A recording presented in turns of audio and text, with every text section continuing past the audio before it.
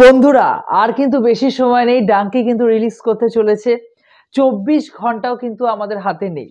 তো এর মধ্যেই কিন্তু রাজকুমার হিরানি তার খেলা শুরু করে দিয়েছেন। অলরেডি আমরা যবে থেকে নিউজ পেয়েছিলাম যে ডাঙ্কি আসবে, তবে থেকে কিন্তু মানুষের মধ্যে একটা এক্সাইটমেন্ট ছিল এবং যতদিন এগোচ্ছিল আরকি ডাঙ্কি রিলিজের আরকি, তত মনে হচ্ছে যে এই সিনেমাটা কবে আসবে, কবে আসবে, কবে হলে আমরা দেখতে পারবো আরকি সিনেমাটা। তো আজকে আগামীকাল সিনেমাটা রিলিজ কিন্তু আজকে সিনেমাটা ড্রপ 7 এবং ড্রপ 8 কিন্তু রিলিজ করে দেয়া হয়েছে। আমরা ভেবেছিলাম যে ড্রপ 6 অব্দি হয়তো রিলিজ করা হবে। তা কিন্তু নয়। দুটো গান আজকে কিন্তু একসাথে রিলিজ করে দেয়া হয়েছে কিছু সময়ের ব্যবধানে।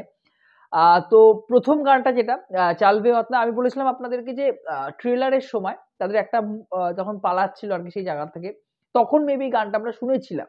এই গানটার জন্য কিন্তু আমি এক্সাইটেড হয়েছিলাম। তো ড্রপ 6 এ আ 'বান্দা' বলে গানটা এসেছিল। তো ড্রপ 7 এ এই গানটাকে রিলিজ করা হয়েছে। এটা জাভেদ আলী গেয়েছেন।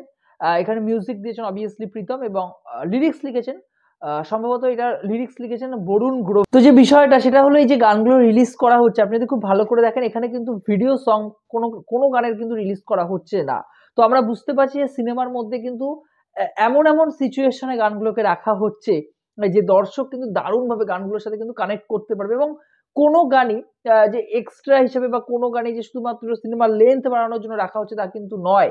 এখানে প্রত্যেকটা গান, প্রত্যেকটা সিচুয়েশন, কোনো একটা মোমেন্টকে আমাদের সামনে কিন্তু তুলে ধরার চেষ্টা করবে। আপনি যদি গানগুলো শোনেন, বুঝতে পারবেন যে প্রত্যেকটা গানের মধ্যে কিন্তু একটা করে কোনো না কোনো একটা গল্প বলা হচ্ছে। যার ফলে আমরা কিন্তু গানগুলোর সাথে এরকম কানেক্ট করছি, কোথাও না কোথাও গিয়ে ছবিটার সম্পর্ক আমরা বুঝতে পারছি। আমরা একটা ফিল করতে পারছি কিন্তু ভেতর থেকে। এটা আমার মনে হয় যে হলে গানটা যখন তো প্রত্যেকটা গানের সাথে কিন্তু মানুষ নিজেদেরকে কানেক্ট করতে পারছে। এটাই কিন্তু দরকার ছিল। এবারে ড্রপ 8 নিয়ে কথা বলব। 'मैं तेरा रास्ता देखूंगा' গানটা রিলিজ করা হয়েছে ড্রপ 8 এ। এবার এটা দুটো ভার্সন রিলিজ করা হয়েছে। একটা হলো ফিল্ম ভার্সন যেটা আমরা সিনেমায় দেখতে পারবো পর্দায়। আর হলো অডিও ভার্সন আরকি। তো দুটো আলাদা সিঙ্গার রয়েছে। আলতামাশ আর সাদাফ ফারিদী ওই যেটা ফিল্ম ভার্সন সেটা গেয়েছেন। অমিতাভ ভট্টাচার্য লিরিক্স লিখেছেন এবং মিউজিক দিয়েছেন প্রীতম। আর মেবি যে অডিও ভার্সন ওখানে শ্রেয়া ঘোষালও রয়েছে। তো দুটো ভার্সনই শুনতে খুব ভালো লাগছে। একটা ফিল এই গানটাও কিন্তু একটা ফিল দিতে পেরেছে আমাদেরকে। যেটা দরকার ছিল সেটা কিন্তু পুরোপুরি দিতে পেরেছে। আমরা বুঝতেই পারছি যে প্রচুর গান রয়েছে সিনেমাটার মধ্যে এবং আ একটা ক্যারেক্টার মানে 'বান্দা' গানটা যেরকম আমরা বুঝতে পারছি কোথাও না কোথাও গিয়ে শাহরুখ খানের ক্যারেক্টারটাকে আমাদের সামনে ইন্ট্রোডিউস করাবে আরকি। অন্যদিকে 'লুটপুট গয়া' যখন এই গানটা আসবে তখন কিন্তু আমরা শাহরুখ খানের তরফ থেকে একটা সাইড শাহরুখ খানের তরফ থেকে তাপসী পান্নুর প্রতি যে একটা ফিলিংস রয়েছে, ভালোবাসার একটা ফিলিংস রয়েছে। তাদের দুজনের মধ্যে একটা সম্পর্ক তৈরি হচ্ছে বা কোথাও গিয়ে একটা হওয়ার পরিকল্পনা চলছে আরকি।